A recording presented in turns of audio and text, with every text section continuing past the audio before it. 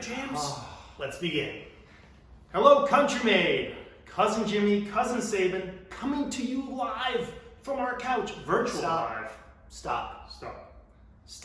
I can't stop looking at your hair. Before we even get started, Country Made, we thrive on full transparency here at Cousins Maine Lobster, and clearly we need an explanation. We deserve an explanation as to why your hair looks like that before we go any further. Stop. Okay, I gotta be honest, it's COVID-19. I'm gonna bring you into our lives, this side of the camera. I had a couple martinis the other night.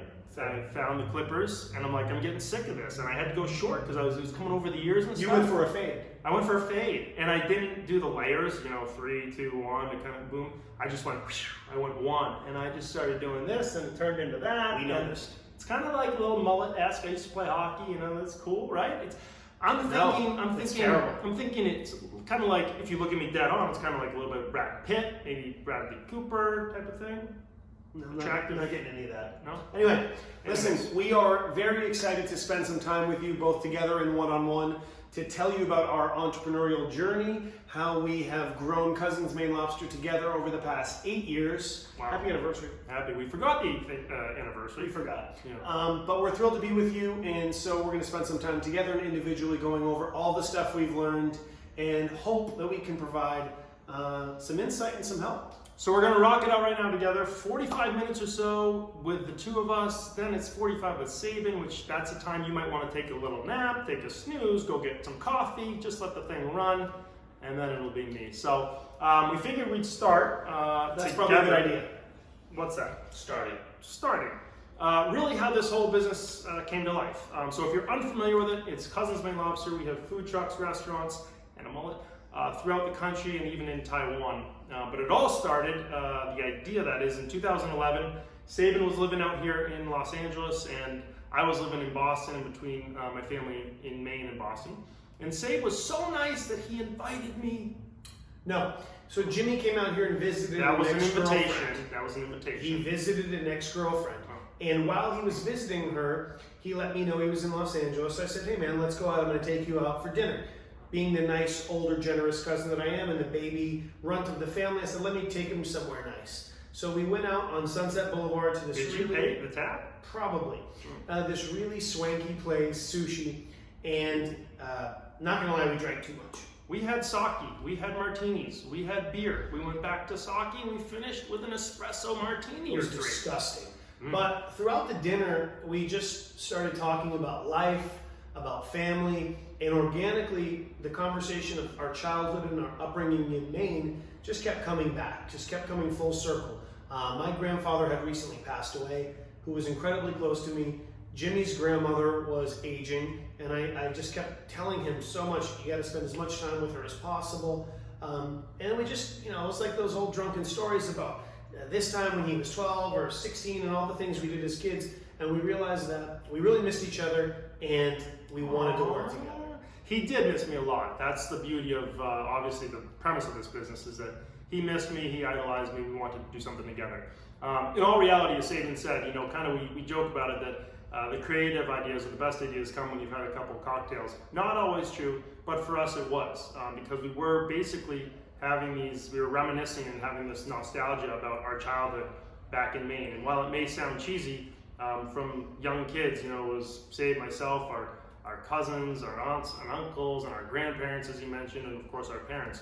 And we'd always get together in Maine on the weekends, on the holidays, whenever we had the opportunity for a pool party, going to the beach, or just hanging out, even when it was snowing and freezing in Maine. And what we always noticed was that there was always some form of lobster, whether it be live lobsters coming out of a steaming pot, lobster bake on our picnic tables, lobster rolls that our mothers would make us, lobster mac and cheese that was our grandmother's recipes. So that was really the crux of what we kind of put together with our family at that dinner that night and said, man, family, love, and lobster. How do we recreate that on the West Coast in Los Angeles and do something together? So we came up with the brilliant, and I mean brilliant idea. It was my idea. Okay, Let's be very that for sure is not true. Was it your idea? Why not? Go on. So we would bring lobster, we'd fly it overnight fresh along with the rolls, those beautiful split top rolls from Maine, and we'd serve it, drum roll, out of a food truck. Sounded brilliant, and then we drank more and it sounded even better. The next morning we woke up. By the way, we are not promoting alcohol. We are not, but I had a terrible hangover. And we had a terrible hangover. The idea certainly didn't sound as good. Jimmy flew home. That was that. He lived in Boston at the time. He sold medical devices. I lived in Los Angeles. I sold real estate. Both of us had been doing really, really well financially. We were just kind of getting our groove in life. He was 24, 25. Younger than you. I was, 28, 29. Who knows? Math is math. But we were young. And we had a good path. So Jim starts calling me, and he's going, hey, what do you think of that idea that we had? And I'm like, it was good. It was cool. And like any idea, it doesn't always sound as good as when you first tell it. But being the aggressive person that he is, he just kept emailing me these pro formas and spreadsheets. First of all, I didn't even know how to open Excel, so that was a whole task. Pro forma is a fancy word for a profit and loss of what your business might do if you open. Maybe. I didn't read it. But he just kept emailing me and emailing me and emailing me. Finally, after like a couple weeks, I thought to myself, if this guy is this aggressive / annoying, he's not going to let this fail. So I returned the calls. So let me hear more. Let's start talking this through. What would this actually look like if we were to do this? And to which I had no idea. Let's take a couple notes from what Saban just said. He said, our idea. But let me be clear again, it was my idea, which is why I was really chasing it so much. 2, he said that I was super aggressive, right? So, I'm not sure that's a compliment. how do you build a business? You put it on the back of me. And then he just kind of follows along. But yeah, that was the ultimate question. I think that was my point. And then I missed the bigger point. I was living in Boston, like we said. And for weeks on weeks after going back to the East Coast, I would sit there and send, say, emails and pro formas and ideas and just saying, hey, are there legs to this? Because we ultimately thought, having done a little bit of research in LA, that the food truck industry was going like this. It was 2011, 2012. It was really starting to happen in Los Angeles, maybe not in so many other cities throughout the country, so it was kind of an unknown. But what we did know was that you really couldn't find the best lobster in the world that we grew up with as kids, going back to kind of those family times, and the best product we ate as youngsters. So we said, could we bring that, make it an affordable luxury on the West Coast, and provide it where it's not as accessible, at affordable prices where it's not a high-end steakhouse or seafood restaurant. So that was the idea, and then we just kind of started going to work. I would do late nights after my job back home on the East Coast. Sabe would wake up early, is that right? Sabe would wake up early to do calls in the morning. And that was kind of how this went, with Skypes and phone calls, so that we could go over how this would look. The initial premise was that I was going to be kind of the supply, distribution, product and inventory side, from getting the product from Maine to the West Coast. And Saban, if the truck ended up having life to it, was going to manage the team, the receiving of product, and kind of marketing the sales and the locations. So what Jimmy's saying is we really had low expectations. We were attempting to sell 35 lobster rolls a day. I think that was the number, 35, 37. That was the number we wanted. 37 lobster rolls. If we did that, we could hopefully break even. It was a passion project. I was going to manage the staff. He was going to send the food. We were going to keep our day jobs. Again, neither of us had gone to business school. I'd worked in a bunch of restaurants growing up in Maine, kind of these odds and end jobs, but we didn't have any culinary experience. We were making decisions based on what our heart and what our thoughts sounded good. The reason why we went with a black colored truck, for example, we're big into sports. And we thought that the jerseys, when they're black, kind of like the Raiders jerseys or the LA King jerseys, they look kind of tough and they look clean and they look visually appealing. So we said, sure, let's do that for a truck. The reason why we named it Cousins Maine Lobster, Jim? Because we are cousins. Haircut's terrible. We are cousins. We are from Haircut is Maine, terrible. and we're selling lobster. So a lot of these things were organic. A lot of these things, we didn't know if they were good or bad ideas, but we said we're going to figure it out. We also didn't tell anyone about our idea. I think this is a really important thing to to really talk through. We worked on this for about a year. I didn't tell my mother. I didn't tell my best friends. I didn't tell my coworkers. He doesn't have any friends. That's a whole different you heard story. that? It's a whole different story. Didn't know he could hear me. And the reason why we didn't tell people is because we didn't want anyone to give us any negativity. We didn't want anyone to bring us down. So I'm sure if I told you, hey, I'm opening a food truck and I'm selling fresh lobster, right off the bat, it kind of, your brain goes to those old roach coach days, and it doesn't certainly sound that appealing. Your negativity, your skepticism might say, draw something into my brain, which would stop me.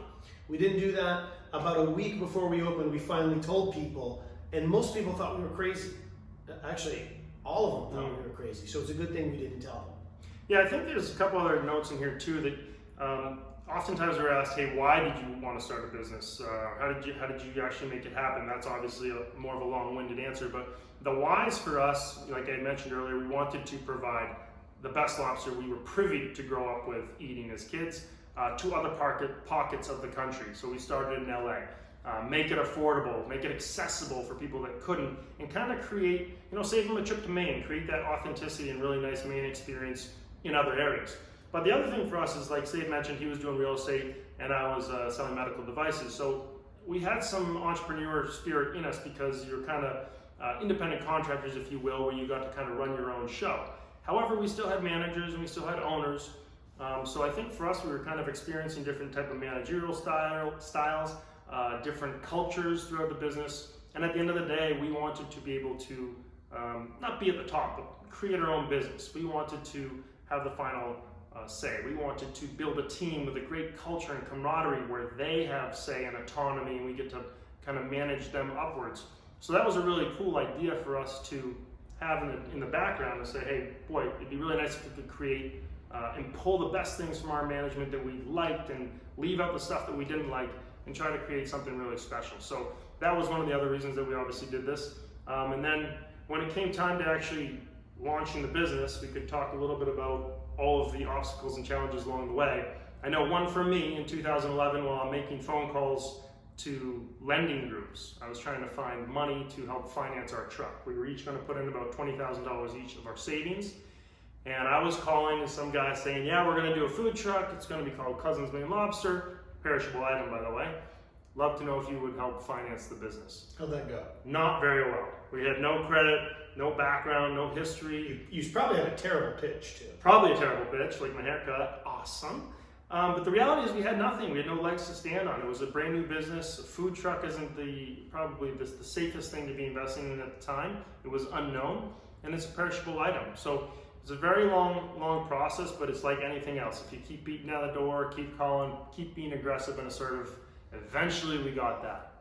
And the truck happened to be a Cape Cod potato chip truck. Cape Cod potato chips. The big guy likes the chips. So to put it here, we're practicing. We're talking about it for a year. We're scheduled. We've hired some people. We've never really made a roll unless it was in my kitchen, my one-bedroom apartment in West Hollywood. The truck is late from delivery. We financed it. We scrapped it together. 20,000 savings. 20,000 savings. The whole truck cost about 65,000. So we financed the other 45,000. And we're in business. I mean, that was the cost to open this business. Maybe a little more for the initial inventory, but we'll figure that part out. Did we have a register? Couldn't tell you. We didn't have a register the first night we opened. Oh, a cash register? Yeah. No. Yeah. What other register would I have been? I don't know. I can tell. We didn't have a cash register when we opened. We hadn't trained with any staff. We had just gotten the truck hours before our first event. How many employees do we have on the truck? Probably 9 or 10. How many do we have today? Probably 2 or 3 per shift. The night before, I've been doing a lot of social media, the previous weeks. Social medias, dude. Okay. And so I put out a tweet. We probably had 120 followers. I don't know, maybe. And it was a photo of Jimmy and I and my grandfather on the rocks in Maine at this iconic lobster roll restaurant. And it really kind of sums up our childhood in one photo. And I said, hey, listen. It screams emotional connection. Okay, that wasn't my intention. Can you tell us what you were wearing? I was wearing a shirt. He had a t-shirt that was wrapped up and down and through, so he had like midriff and the belly going on.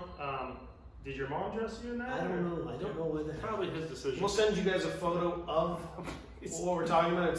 It's really, really bad. Yikes. Anyway, so we send this tweet out. We say, listen, if you're looking to find fresh Maine lobster, come to this location tomorrow. Who's going to read that, right? I mean, 120 followers. We live in Los Angeles. A huge website called Urban Daddy ends up featuring it on the cover, saying what to do in LA on Friday. This is before we A, had PR or public relations, B, we even knew what that meant. So I have friends starting to call me and they're like, hey man, you got the cover? This is going to be huge. I'm like, cover of what? I don't know about anything. GQ. No.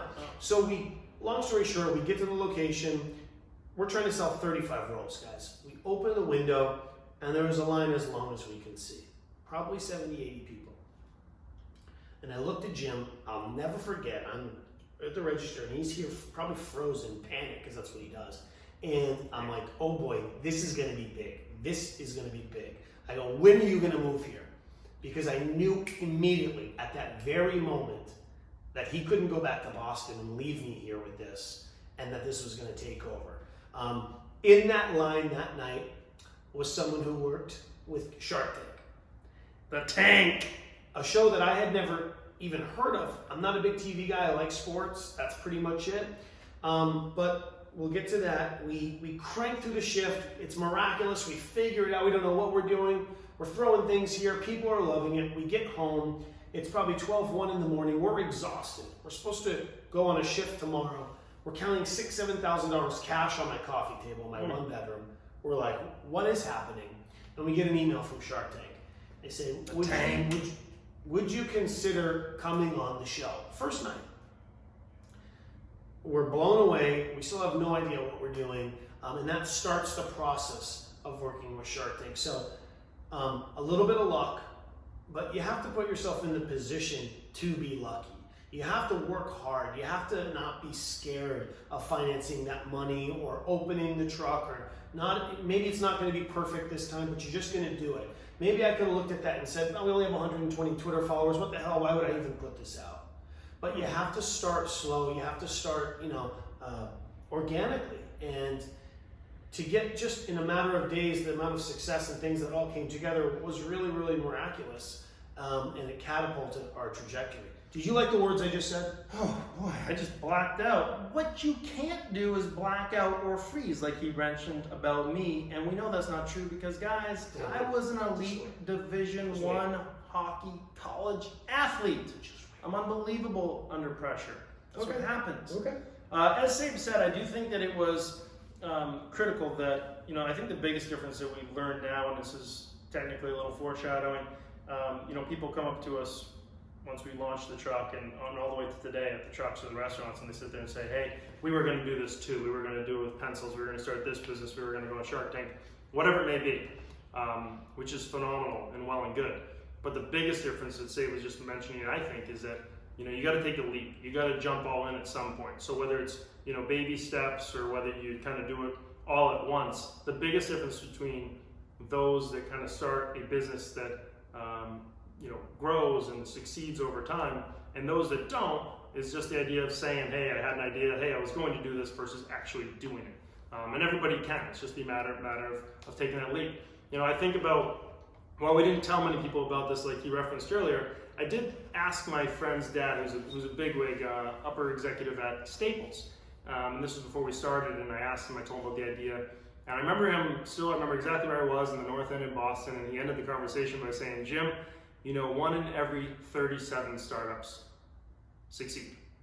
So those weren't great odds, and it certainly wasn't the most rosy picture that could be painted for us. But Sounds terrible. It sounds terrible. And I think about that often today, because whether it's starting a business or going and doing sales or preparing or trying to execute more for your own business that you guys have as individuals and collectively as a company, it is really taking that kind of comment, that premise, like life is hard, business is hard, but you want to be that 1 in 37 that does succeed. So what do we need to do? What did we do as we started this to make sure we gave ourselves the best opportunity? Which all started actually that night, as Sabe referenced, when we got contacted by Shark Tank. We got a couple hours of sleep, and then we started those conversations with the producers and casting directors at Shark Tank. So here's what this looks like, guys. not very glamorous. 1-bedroom apartment. Jimmy's on an air mattress in my living room. Air mattress? Yeah, it'd be one of those air mattresses you sleep on, you fill it up, it's so nice, and then like 2 hours into the sleep, you wake up and you're on the hardwood because Get a hotel room if you it want. just deflates. I couldn't afford Not one. my problem. So I would hear him in the morning, 4:30ish our time, on the phone to doctors in New York, No, we're Boston. Boston, where he's supposed to be, going, oh yeah, hey doctor, yeah, I'm just getting up, yeah, I'm stuck on the bridge in traffic. And I'm in the other room being like, shut up, cursing, of course. It's clear like his plans of going home had to be changed. Fast forward to Shark Tank. Shark Tank did contact us. We did kind of explore the options of going on Shark Tank. We said, yes, let's do it. And then we reconsidered. We were like, you know what? We're so new. We don't know. We don't really know how to value a business. What if they don't like our food? No, we're not going to do it. And then we said yes. And then we thought more about it, and then we said no. And this is all internal amongst ourselves at this point, and I think it's probably valuable to say, why did we say yes? Why did we say no? I mean, when Sabe said we were, business in our infancy, I mean, it was weeks, it was days, and then weeks while we were having this conversation. They contacted us on night 1. So we had no sales, we had no history. We were concerned about, are we going to go tell 9 million people our idea and then have them try and do something before we even get some legs to it? Then when we talked about potentially wanting to do it, you got to tell 9 million people what you're doing, about your brand and your story and your authenticity. So that whole hemming and hawing and back and forth lasted for probably a couple weeks. After a couple weeks, we inevitably agreed to do it, and thankfully we did. It was the best thing that happened to us. But we'll talk a little bit about the preparation that went into going on that show. It was incredibly important that we represent ourselves in a positive light, our company in a positive light, before we went on such a show of this magnitude. And we also wanted to make sure that we were prepared. We didn't look stupid. So we watched about 50 episodes of Shark Tank, and we made note cards. And we didn't make the note cards, we drew on them. So we made note cards, and we noticed that a lot of the sharks asked the same questions. So Mark Cuban might ask about valuation, and Barbara Corcoran might ask about the why we're doing this. Mr. Wonderful is going to talk about how it's a royalty. We noticed trends after watching so many episodes. So we started crafting questions pertaining to our business that we thought they would ask us. On the other side, we'd write the answer, and then we'd quiz each other. We'd make one person stand up while the other person quizzed. And Jimmy would stand up, and I'd ask a question, and he'd say, well, Mr. Wonderful, I'm glad you asked that. The reason why is this. Or, yes, Mr. Mark Cuban, this is why. And we did this for days. We did this for weeks. We would go on runs, and we'd practice our pitch while we were running. You'd get very tired. I would get tired. It's hard to run.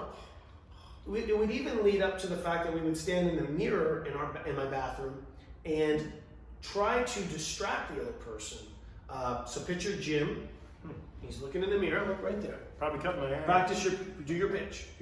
Hey, sharks. Yeah. Hey, sharks. Hey, sharks. We're here.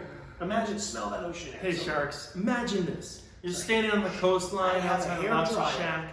I'm in the wrapping the state hair of dryer and around his tourists neck. I'm alike choking him. are You're ready being to sink choked. their teeth Yeah. into I that hate amazing you. Maine You're lobster. an idiot. Look at So that think hair. about this, Barbara. You're Next a time you're moron. eating the freshest fare possible, you're eating at Cousins Maine Lobster. So the I don't know what I point just said. I blacked out. The point was we could do whatever we could do, no matter how bright those lights got, we wouldn't crumble. And as it turns out, when we got on the set, you stand there. It's scary. I mean, let's be fair. We were scared. Woo! And we're on for about an hour. They narrowed it down to about 11 minutes. We really wanted to deal with Barbara Corcoran. We had thought to ourselves that, she was retired, she's investing her time into businesses, and she had some food experience. So we really kind of targeted her and wanted her. And as it went, as the sharks were asking their questions, we knew what they were going to ask as their first couple words came out. So Mark might say something, we were right on it. We had the perfect answers. We were composed, and we really, really handled ourselves well. We're not the smartest guys in the world. Clearly, you get it. But we were prepared. We always over prepare. And I think that's that blue collar mentality that we got when we grew up. Now let's get to the part about you blacking out. Hang on, we're not there yet. Okay. I do think that it's really important when you look at these little nuggets that are layered within that he may not have done the best job Loves explaining. nuggets. He loves Chick-fil-A nuggets. Nuggets in general. Here's the thing: when we wrote on these cards, when we did the jogs, we got our heart rates up, and that was again to put ourselves in a different environment, but also be executing our language and our kind of verbiage and staying calm and rational, much like the mirror when we were distracting each other. But the point of those cards was to say, and the takeaway for me is saying, like life, business, sales, going to after your competitor, it's not rocket science. You know, to Sabe's point, we didn't go get our MBAs. We didn't know the food truck world. We certainly didn't know the food world very well. But what we did have was hard work, hustle, grind. We would work harder than anyone to make dreams come true or to make sure things got done properly, to learn what we needed to put that lesson forth. And that was the idea here. If we watched every show on Shark Tank and knew all the questions and knew all the answers, again, not rocket science. Anyone can watch a show and decipher that, understand it, learn it, go Google every kind of answer as to what Damon did as a high schooler. He worked at Red Lobster. That was helpful for us to know. If you don't put in that work, the preparation up front, then it's going to be hard to believe that you can execute when you are under the lights at Shark Tank, when you're in an interview, or when you're with some client that you're trying to get a sale out of. So for us, it is that idea of preparation and hard work to give yourselves the best opportunity. And that's what we always say. Like, I'll talk about it in my own thing specifically with more preparation. But no matter what you do or what the business is, if you give yourself that chance, the likelihood of having success in the short term and the long term is certainly obviously far greater. So those are some little tactics we use to overly prepare, which then led us to Shark Tank and that hour or so that we shot on screen. Go on. So here's how it goes. So we actually worked with the producers for the first minute and a half. This is a little behind the scenes Shark Tank stuff. For the first minute, it's at the end. For the first minute and a half or two, that's the rehearsed part where you work with the casting directors before you go on, and it's, hey, this is our business, this is who we are, this is what we're looking for in our evaluation, and what we'd like back in return. That was kind of the pitch you see when you come out. Then after that, it's truly just open dialogue, question answer. They edit around it, so there's oftentimes you could get a question from Mark, and it looks like we don't answer it, although we did. They just edited it out. And it creates a little bit of drama. You see Saban looking like deer in the headlights type of thing. Probably looking good. Check out his hairline in 2012 on Shark Tank, and by check it out, I mean it existed. Now look at it. Oof. And so that's what we did for the next 45 or 50 minutes. It was our question and answer. What he's referring to is a moment in time at the end where... Some might argue the end is the most important time, right? Well, maybe, but before we even get to the end, we had two offers on the table, true or false? True. We did. Barbara offered us, and Robert Hershbeck offered us more money, about $125,000 for a little more percent. What did I do? Go ahead, tell him. You asked him a question. What was the question? Do you remember? You asked Robert what he was going to do to help us grow our business. Ballsy. You know, not many 24, 25-year-olds, much younger than him, would have asked somebody in that moment, okay, for all this money and the equity you're getting back, what might you bring to our business? I do think, as much as I'm joking, I think it's important. Like, this was our business, it was our baby. We say it all the time. So if we get into bed with somebody, you give up equity, it would be nice to know, are they on board and what might they do? Robert's response? Robert said, I don't need to tell you what I'm going to do for you.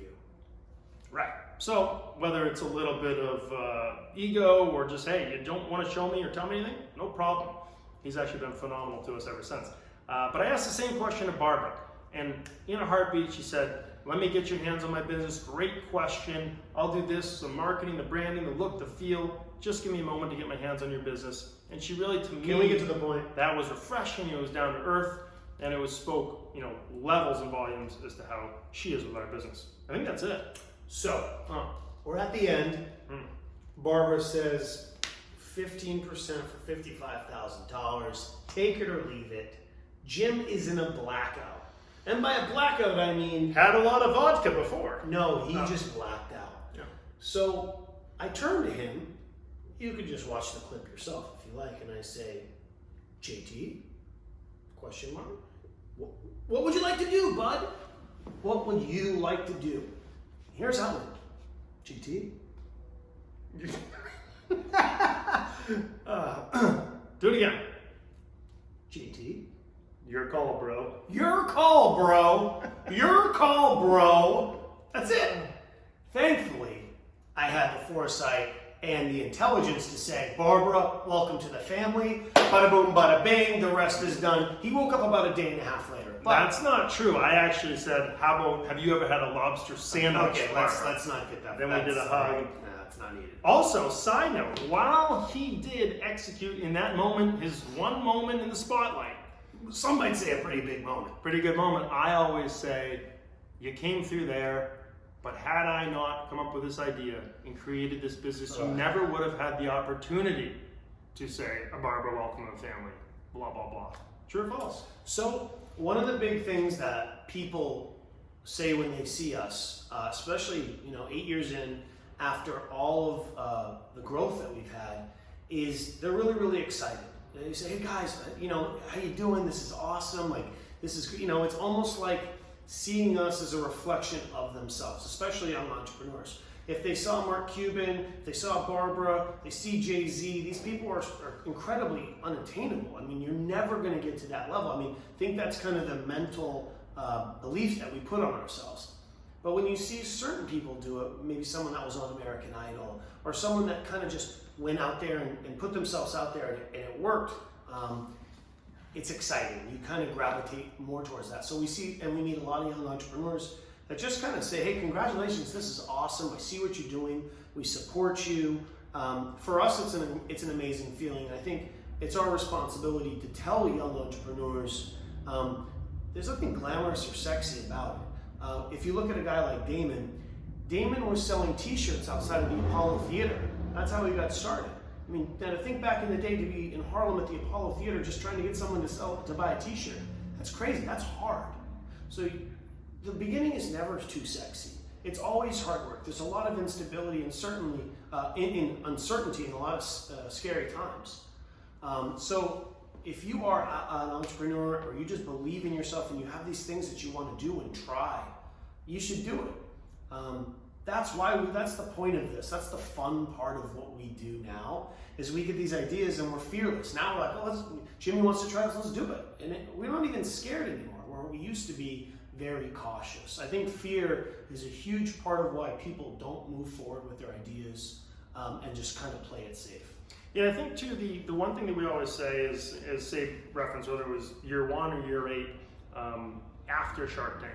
There are no overnight successes. I think it's pretty easy, as he had mentioned, with whether you're looking at Cuban or Jay-Z or whomever your, big celebrity or actor is, they didn't get where they are overnight. And Cuban's not just a billionaire, right? But that happens over the course of time, and no one gets to see behind the curtain as to if he was sleeping in his car and trying to make something work, or what the actors in LA do that you hear all these stories about until they make it to the top. And for us, that was that Shark Tank piece. Like, everyone thinks that you go on TV, whether it's American Idol or Shark Tank or a reality show, and you come out and boom, you're a millionaire overnight, your business is taken off to the moon.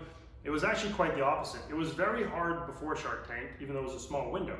Starting the business, getting the financing, figuring it out in a truck, finding where a register would come from, building the team, training, learning profit and losses, insurances. That's very hard, starting your own business. Once you go on Shark Tank or any of these shows, it gives you a platform and it puts you in the spotlight and it tells the country who you are. But the biggest thing for us is that it puts a target on your back. Now it tells you really have got to perform, because those people that, just like we do, if you see it and you go, you have heightened expectations. Oh, I saw this on TV, I saw it on the Food Network. This food better be great, the service better be amazing. So it opens us up to have more critique, a more hyper-focused kind of review. People could go review us on Yelp versus some other lobster place that they may not have the desire to because they didn't see them on TV. That's when the real work started. And if you look at those next 3 or 4 years, we started growing our corporate trucks.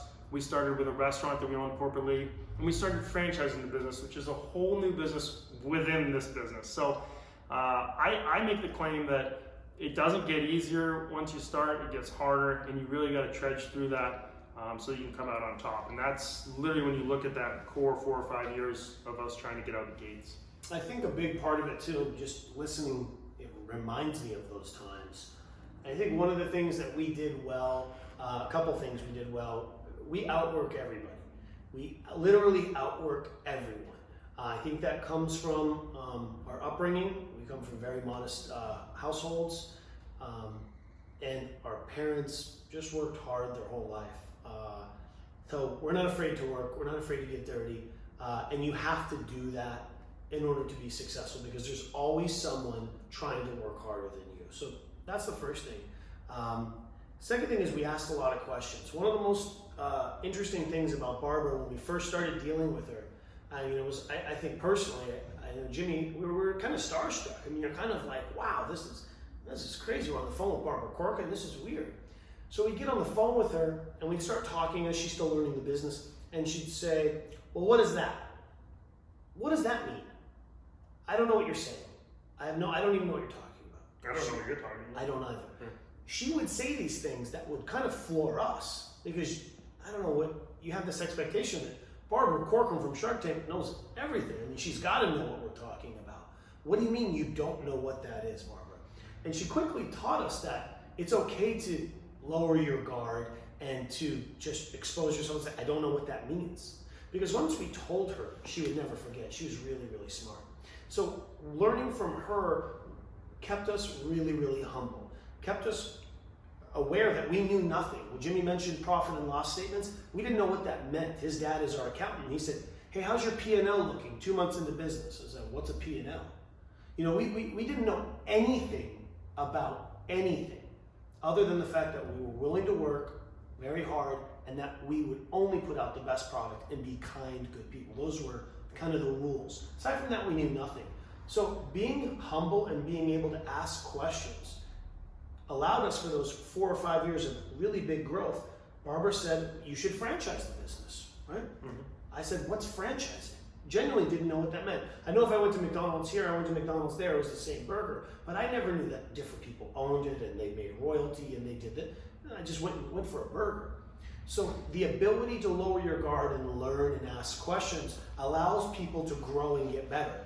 The inability to do that and to feel like you know it all, you know, when someone says something that you don't know, do you just kind of nod your head and go, uh-huh, because you don't want to look stupid? Or do you go, I don't know what that means, tell me.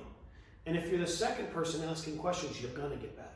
Yeah, I think that's first of all, number 2 is McDonald's, the 2 cheeseburger meal. Oh, I go extra pickle and of onions. course. Who French, of oh course. my God, it's just unbelievable. That's the obvious order. I get sidetracked. I think that is really one of the things, like I said earlier, when it's not rocket science, it's the work, but within there, it's the ability to be coachable, to be able to, you know, have the competency and aptitude to adapt, really, because what Sabe's saying ultimately is that you can't be an expert in everything. And then you hear that in saying that these best business leaders and CEOs throughout the world say, hey, I've surrounded myself with a team that's smarter than me or is more of an expert in this field. And that's what we did. There's so many fields when you start your own business. I thought working my medical device job was very hard. I thought college hockey was very hard, that I'd never do anything that's more exhausting or just, you know, mental on the brain. But entrepreneur and starting your own business is that. And so in order to kind of execute and thrive, we said that we would ask a million questions to those people that were smarter us in the insurance space, in the employee hiring and firing space, in the financial space, and eventually we could become really knowledgeable and adept at each kind of category and branch that we have within our business, because that is obviously critical. But that's where I think if you know, we always say, like, we have humility. We don't think that we know everything. We'll never claim to do that. And I think that, like Sabe said, brings our guard down, allows people to want to help us back then and even today, much like we want to help others that want to learn and want to be coached, because you want to make them better and kind of manage up. And I think that, you know, for you guys or for anyone in any business, I think those are some pretty critical pieces to, you know, finding success in whatever it is that you're doing. So that was a big one for us. I've got a really good idea right now. Oh. We should shave the back of my head. No, I'm just kidding. Hair's Why terrible. don't we give... How are you going to fix it, be honest? I don't know. If I cut the rest, I'm just going to end up with some sort of mushroom top type of thing. Anyways, it's new in 2020, COVID times. Do you want to talk a little behind the scenes with Barbara, who she is to us, what she's like? Would you guys like to hear that? Yeah. Shake your heads if you would. Okay. Yeah. Well, I'll give my 2 cents on Barbara. Barbara, she's everything we wanted, which was that maternal. We're very close with our mother. She's very maternal. She's very caring. She's very direct. Obviously has tons of experience and incredibly intelligent. she's allowed us to remain sharp, to be fearless. One of the lessons she taught us early on, because we had this kind of overnight success with the food truck, and then our brain started looking over here, and we should try that. We kind of got a little cocky, right? We should do this. And she said, not every opportunity is a good opportunity. We didn't listen, and we still tried that other opportunity and failed. And we kind of came back with our tail between our legs, and Barbara's like, I told you. She's very wise, and she's just incredibly fun, very kind.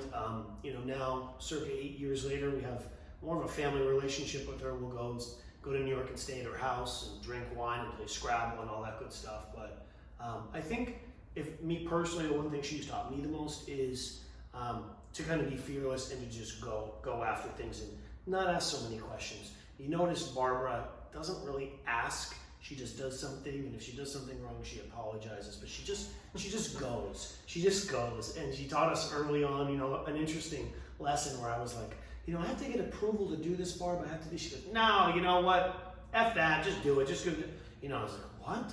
She said F that. Well, can I curse on this? I probably shouldn't. Okay. She said F that. And I took her advice. Nothing happened. And then I did it again. And as long as it's nothing unethical or illegal and wrong that you're doing, it's just that you kind of have these hindrances. You feel like these things that you got to do one way. I don't know who puts that on. Maybe it's your own insecurity. But she's just like, go do it. Ask questions later. Go. And she's a rock star. Yeah, I think for me, we did go in targeting her again. Kind of goes to preparation. We did the behind the scenes work to know that she'd worked with other food companies. We actually got in touch with them. We kind of saw how she would be, and like Sabe said, kind of that maternal figure.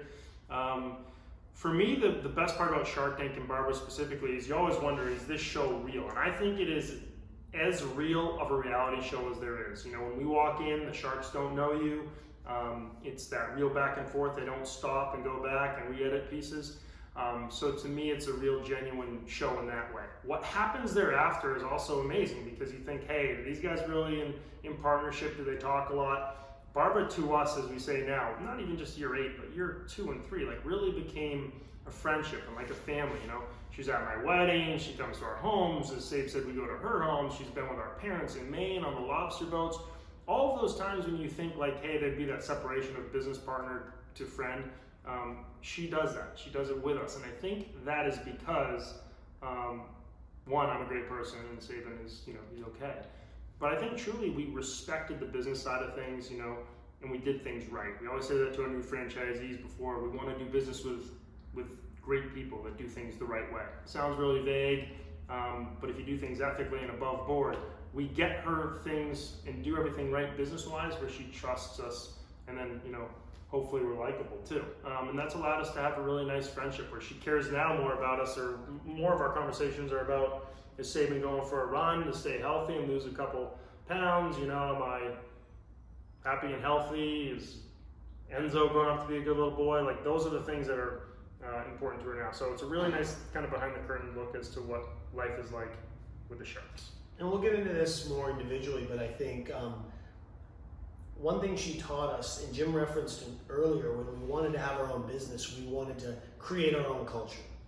We wanted to work for ourselves and kind of create how this was going to go based on what we liked, what some of our bosses did in the past and what we didn't like. Barbara reinforced that, and Barbara helped mold the company culture of Cousins Maine Lobster. Perhaps if she was a little more cold, a little more business, if she only texted and emailed, something along those lines, perhaps we would have been a little more business, because we were so young, we were so naive, really. But her warmth and her love reminded us that what we wanted to achieve, which was a true family business, was possible. Because if she feels like, we idolize her, so if she can do it, then we can do it. So when we started franchising our business, we wanted to replicate that. We had a really good culture within in our corporate units, but how could we possibly do that as we scaled? Current day we have 38 food trucks, 12 restaurants, 3 in Taiwan. We've grossed over $60 million company-wide, over 600 employees with everyone's locations. We have a pretty busy, big, booming business. But I am more confident now that our business screams of family first, which is our motto, screams of family now more than ever. So how do we get from, where we were just starting to achieving, I think, that goal, which most people think they can't do, especially in the franchise model.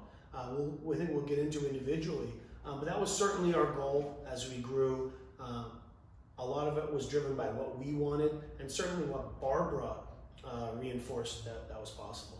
Yeah, I think we'll end it with this. And I know we spoke to your team a little bit, obviously, in preparation for this. But one of the things for us, if you are familiar with what franchising is, like Sabin said, someone comes in and ultimately will kind of invest into the business to get a food truck or restaurant. They have our look and feel and our food so that it is the same everywhere and every time.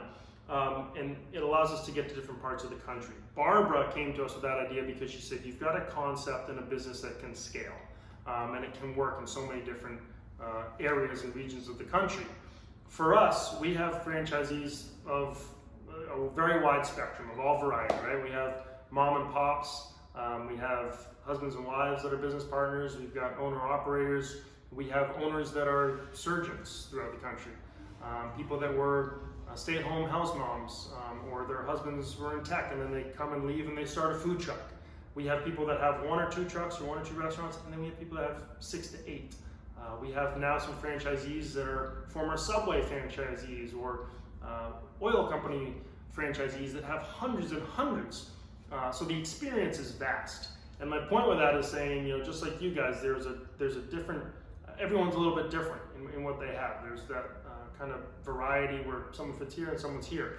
But it's about kind of managing everybody together, that everyone's got the same opportunity, and ultimately knowing that, as we say, like, we were there in the beginning, we're here now, but we still want to get to the top, and it's always about learning more, managing upwards, no matter if you're a 1 truck owner or a 10 truck owner. So same for you guys there. Hopefully what we have coming up individually will touch on a few kind of pearls and lessons and ideas that we find to be very important to us over the course of our years, and hopefully they can apply to you guys as we go.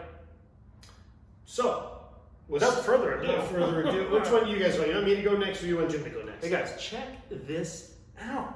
My mom would be so upset with you. Yeah. You think?